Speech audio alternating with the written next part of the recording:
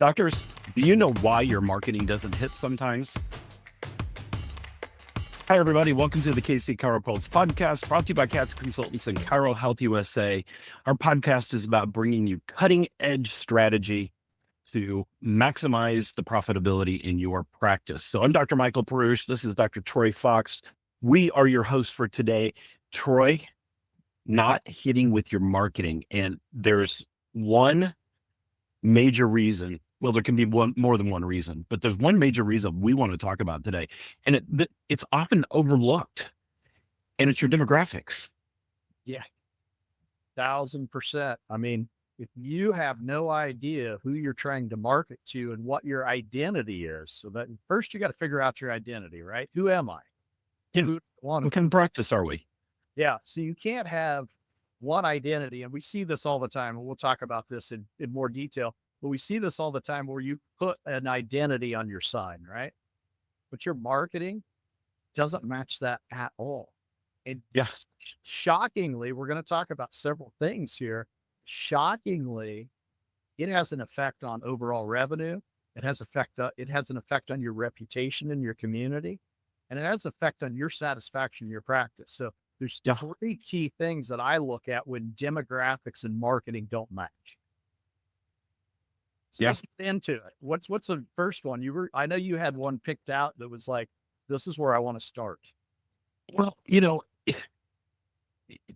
first of all, and you just said it, you got to figure out what kind of practice you are. So you have to form your identity. I think that's the place to start, is you have to know your identity. If you don't really have an identity, you have to create one. So what can an identity be? Well, are you wanting to be a pediatric practice, but you look around your practice and it's 50% Medicare? Well, that's not a pediatric practice. There's an identity crisis there. Now, as we talk about this, I want to point something out. If you're in the first couple of years of practice, you want everybody that you can get coming in because you need to build that base. But as you go on in practice, you can, I'll call it specialize, and I'm using air quotes. And as we start to specialize, we've got to make sure that our marketing attracts the right demographic for that identity, for that specialty. You want to be a sports-based practice. What do? You don't want to have a practice full of just families. Now, there might be some athletes in there, but is that a sports-based practice? No, not really. If you want to have a pain-based practice, that's fine. Have a pain-based practice. If you want to have a wellness practice, don't be marketing for pain patients. So you have to really zero in on that identity. So ask yourself, doctors, what kind of clinic are we? What do we want to be? What do we strive for? Where's our niche? I think you brought up a good point with that. And right in the middle of that, the sweet spot is this. If you have an identity of, let's give an example of a wellness practice, ABC Wellness Chiropractic is on your sign outside your building, right? But yet your advertisement is, want to get out of pain quick? Okay, so here's the problem. You want a wellness practice. If you want a wellness practice, you're talking about maintenance. You're talking about people that get adjusted because they want to stay functional and they want to do it over years and years and years, right? That's a wellness practice or a wellness model.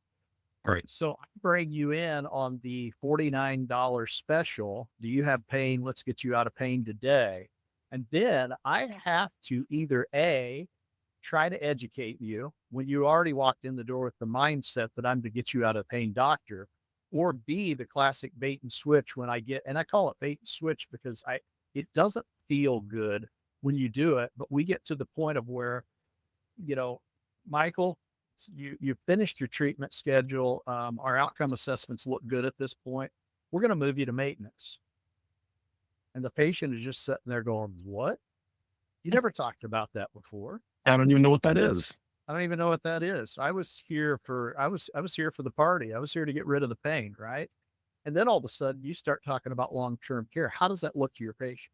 So that's one of the problems with an identity crisis, is that it makes it really hard for you to convert patients after the fact to your identity if you're not marketing to your identity to begin with. So it sounds really simple, but I can't tell you how many times that we've seen people that have made that mistake. And then they come to us and go, why is my marketing not hitting? What in the world am I doing wrong? Yeah, and that really kind of leads into another thought. We need to take a quick break, but I want to come back and I want to talk about value for just a minute. We're going to skip around here a little bit. We're going to talk about value. So here's a quick word from our sponsors. We'll be right back. In today's economy, every dollar counts. Families are facing tough choices, having to reconsider what was once essential to them. But when it comes to healthcare, no one should have to compromise on their well-being because of financial constraints. That's where ChiroHealth USA steps in, the solution for your practice. We understand the financial pressures families are under, whether they're insured, on Medicare, or paying out of pocket for treatment. By offering discounts on care, you can ensure that your patients can still afford the treatment they need. At ChiroHealth USA, we're committed to making sure no family has to sacrifice their health due to financial hardship. We'll work with you to create a game plan that keeps your waiting room full and your practice thriving. And here's the best part. Offering affordable care not only benefits your patients, but also positively impacts your bottom line. So why wait? Join ChiroHealth USA today and join the ranks of the most successful practices. Because when you put your patients first, everyone wins.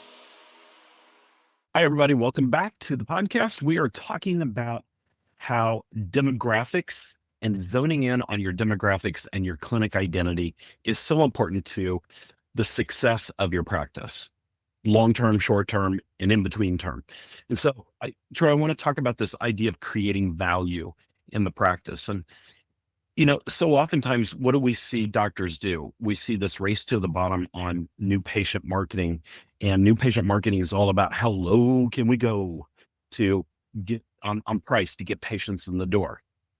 And then we expect that patient then to accept a $4,000 treatment plan after that. They come in, they pay $11, whatever it is, $49, $29, whatever it is.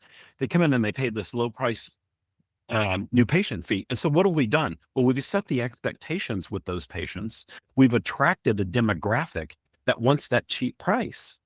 And then, and I shouldn't say cheap. That was probably the wrong terminology. That low value price. They want that low value price. And then we try to sell them a Cadillac at a high price, and it's confusing to them. And what happens to those patients? They don't accept care. They don't stay in care. And they become what? They become dropout. Well, that patient just cost us a ton of money because we never got back to the profitability point in the clinic because we couldn't sell value to a patient who was looking for a low cost of care. I equate that like this, and this is a really simple example. So you marketed yourself as a low cost alternative, right? Because that's what you're doing. You're marketing yourself as a low cost alternative to everyone else around you. Yeah. And then when they come in the door, you get upsold. So what it reminds me of is when a car dealership, Just what I was going to say. car salesman, right? Because it's like a car dealership in that you get the ad on TV and you got the guys running around the lot. This one's $13.99. This one's $54.99. And do you see the $1,300 car or the $5,400 car when you get on the lot? No. But what you saw was slick advertising that said, we're going to give you the most value for your trade. And then you're going to come in and you're looking at that going, if I get a really good value on my trade, I can pick up a new vehicle for cheap. You walk in the door and there isn't anything anywhere. Everything is north of $30,000 when you walk in the door. And immediately the upsell begins. But you literally were thinking to yourself, I'm looking for a car for my high school kid. And now you're in a position, and quite frankly, I think sometimes it's irritating. Sometimes it feels dirty. We don't want to be like that as chiropractors. If you're marketing that low cost, then you're probably more of a walk-in pain clinic kind of practice. And we're not saying anything bad about any practice. I'm just saying, if you're marketing to that is the demographic. And that's the type of practice that person assumed you were based off your market. So they're going to make assumptions based off of your market. And so if I'm a high value, high end practice that specializes in wellness, I better be talking about long-term wellness. I better be talking about what it takes to get there. And whether that's just in my advertising or cleverly, and I say cleverly, put together in how some people do like YouTube videos, or they'll do shorts over and over again on Facebook or whatever media that you use, which that's a whole nother topic, because that one's a tough one too, of figuring Right. out where you're going to advertise. But if you utilize education in your advertisements, in a lot of cases, you can build more value. But if you're just using a low price to bring people in and say, we're going to get you out of pain today, I've seen those ads so many times. It's really hard to make a treatment schedule recommendation when you just told me that for $39.99, you were going to get me out of pain today. Yeah. Yeah. And your car dealer example is a great one, because what happens when you go into the car dealer? Like you said, you're expecting that low cost car. Well, we sold that one. Let me show you one that's 10 times more. And then the upsell comes, and the upsell is, well, now you need to consider the wheel protection policy, and the ceramic coating, and the extended warranty, and the blah, blah, blah. And you're not expecting that. So a lot of this is, what kind of expectation is our marketing message setting? And are we setting the right message with the right demographic? And that's how you get the right patient. Is it's the triple whammy of, to get the right patient, it's got to be the right demographic, and it's got to be the right value message for that patient. And that value message goes back to you as well, because here's the thing. You can either devalue yourself greatly, right?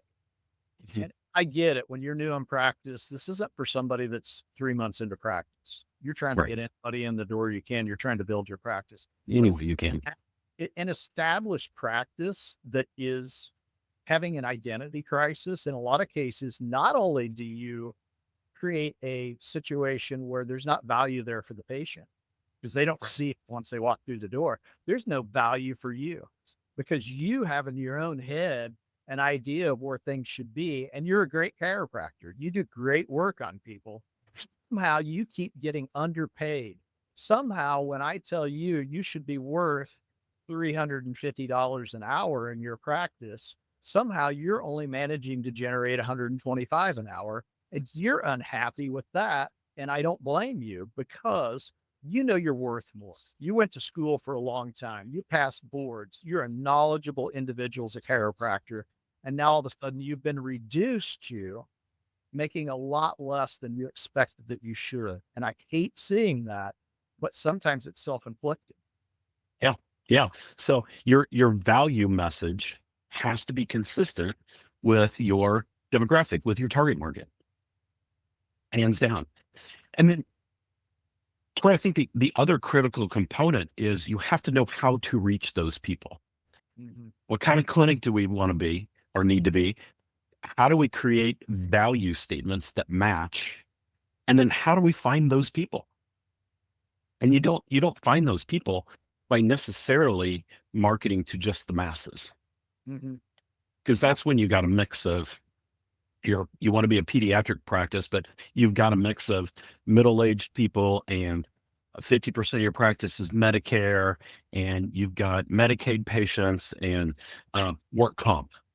And what happened to pediatric? Well, You just spoke at the Kiwanis Club at lunch yesterday, and half the group fell asleep after they ate lunch. That actually happened to me. I think it happened to half the group yeah, after lunch. That was early on in practice. And the half that were there, I'm not so sure that they were listening to me, but they were just happy I was there. They were glad they had a speaker that day. But if I'm trying to run a pediatric practice at that point, what value or benefit did I get? Now, if you're first in practice, like I said, that was early on in my practice. I'm going to see everybody and anybody. But if I'm trying to develop a pediatric practice, I need to find a niche from that standpoint. But I need to also, I want to throw this caveat out there. You got to look at what your demographics are in your area. yeah, Are you in an affluent area of XYZ state where your cash prices can be phenomenally more than they could be in a rural area? Are you in an area that has a lot of young families? Well, that would lend to a pediatric practice. or you in an older rural community with a lot of Medicare age patients. So sometimes you're putting a square peg in a round hole. So you've got to look at what the demographic of your area is before you decide what demographic you want to come into your practice, because you could theoretically create a situation where you may do all the right marketing. You may know what your demographic is that you want, but they're just not available. And that sucks too, right? It does. So we need to take another break, but I want to come back. I want to talk about setting your messaging right. So Pat's Chiropractic Consultants, your partner in chiropractic success. We are dedicated with one-on-one guidance to bring you all your practice management needs. Let's supercharge your practice. Give us a call today. we're talking about making sure that you understand your demographics, because it's your demographics that change your bottom line. So we'll be right back.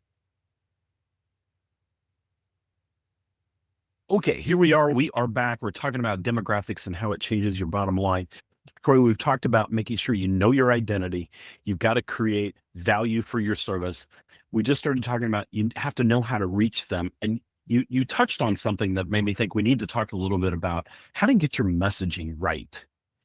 And so, Docs, I'm going to give you a little bit of homework here. I want you to go and I want you to look at the kind of patients you have coming into your practice. Who's coming in? And how does that match up with the messaging you're putting out there? And if you notice that, oh gosh, I really thought I'd have more athletes coming in. I've got almost zero. So what does my messaging say? Well, my messaging talks about being in chronic and debilitative pain. Well, athletes typically aren't in chronic debilitative pain. Athletes have episodes of pain from trauma or injury. And so our marketing, if we want to go after that market, our marketing needs to be about the benefits of ongoing chiropractic care and how it improves athletic function and or how to recover quicker from injuries through natural chiropractic care. And if your messaging is different than that, you're probably not going to get those athletes in the door like you want. So we have to make sure that messaging, that message is on point with the market that we're looking for. And you can definitely change that as well. If you look at your practice and see that it's a certain way, it's going to take time. It's like moving a freight train. It's not going to happen overnight. Right. And you may experience a little dip even when you change your marketing strategy. But when you're looking at what you want for a practice long-term, if it's achievable and the demographics supported in your area, and you want to be, let's say you want to transition into a pediatric practice, make sure you're taking all the classes that you should be taking. Number one, be knowledgeable about the field that you're trying to move into. You don't just decide one day. I've been treating Medicare patients my whole career, and I'm 30 years in, and I treat about 2 children a year. And all of a sudden, I want to be a pediatric practice. Well, if you're going to turn your practice on its head, you probably better be prepared. You better have the best techniques, know all the latest research. Then you can start to market for that practice. Now, what will happen is you have a lot of long-term patients that have been there, right? They're not going to just vaporize and disappear overnight. So you're going to have a blended practice, but you're going to start seeing that all of a sudden those patients that are patients of yours are going to go, hey, my grandchild's got colic. Do you think? Exactly. And that's where you head with that. And that's how a marketing switch will work. It's not really one of these deals where you're just going to cut everybody off and say, hey, if you're over the age of 50, you're no longer welcome here. Right. And I mean, nobody does that, but you're going to, as your practice transitions, you'll notice it's usually pretty smooth. I've done that to where I've changed the message because it didn't match my philosophy on care that I wanted to treat patients as. And you've done the same thing. I mean, I've done the same thing. Yeah. Big pediatrics practice. My practice has always been more of that long-term maintenance and wellness care. And I treat a few kids. Do I treat a lot of people in that 40 to 70 range? Absolutely. I do. I love that range. For me, that's my sweet spot. I like that. Do I really love patients that walk through the door dragging a leg, hoping that I can help them that day?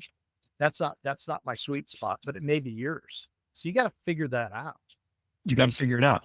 And you got to make sure that you adjust your messaging along the way, along the history line of your practice. Because otherwise, here's what happens. And we know this just from general statistics in the profession. If you don't make those tweaks periodically, then all of a sudden you wake up one day, you're 60 years old, and guess what? Half of your practice, a third of your practice is 70, third of your practice is 60, and a third of your practice is 50 years old. We tend to, if we don't make these adjustments, if we don't keep our messaging clear over time, our practice begins to age with us. And if that's what you want to happen, that's fine. But just know that's why some practices begin to decline in revenue and they begin to decline in value over time. And some of that, is what we call aging out, because some of your patients, unfortunately, are going to pass away. 70, 80, 90 range. And so as we're looking at our practice, if you're looking at a typical range, like for me, I know my demographic and I know that my highest value in my demographic are two people.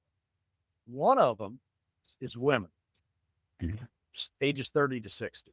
I mean, all day long, they take care of their health.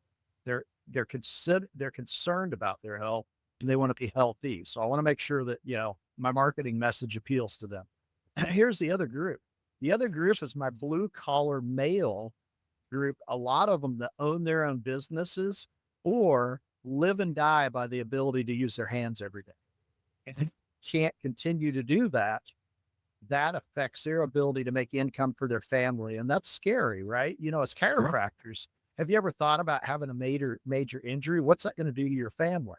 So if we've got a strategy to help with that, to help ensure that you're more functional, that's the marketing message. So I need to have a blended message that works well for my female population, 30 to 60. But what is that message? It's a wellness message to be functional into your elder years. But I don't have to let my practice age out. I can continue to start marketing at about that 30-year age range. That's really kind of the sweet spot for me, where I see that people want to start looking at their health and start realizing they're not 18 anymore, right? That's what I always tell. You're not 18 anymore. And the truth of the matter is, that's exactly the truth. And that's the kind of marketing I look at. So that just gives you a little example of how you can continue with the same marketing message without aging out. What happens in a lot of cases is we market to that group and then we quit marketing once our practice gets semi-filled up, right? And we're just taking whoever comes through the door, whenever they come through the door. And then all of a sudden we start realizing our revenue and our numbers are dropping. And we realize that a lot of our patients are in nursing homes, or unfortunately they've passed away, and Yeah, it happens. they're getting older with us, right? Yeah.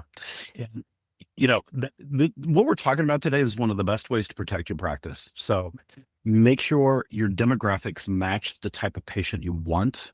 And if you're feeling that aging of your practice, it may be because one of two things: either your messaging is attracting that patient base, and if that's what you want, if that's your target, that's great.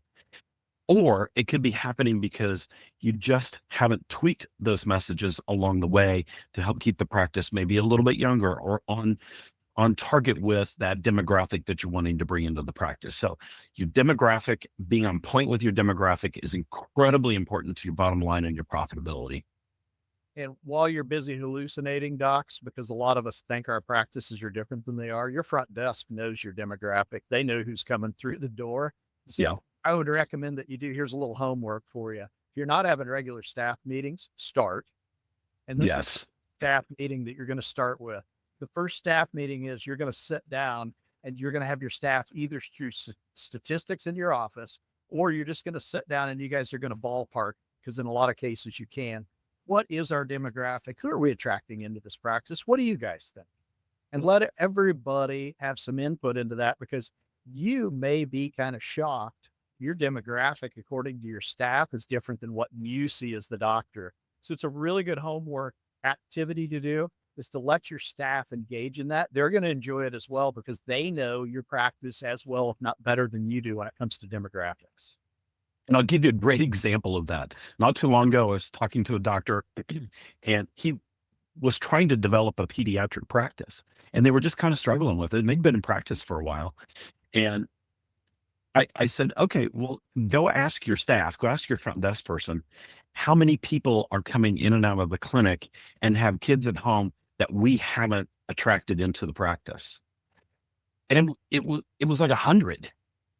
Yeah. 100 kids are their families are patients walking in and out of the practice, and we've never once had any kind of marketing messaging that attracted those people in. That's just a lost opportunity if that's what you're going for. So I think you're right, Troy. I think your staff does know exactly where you are and who your demographic is and who you might be missing.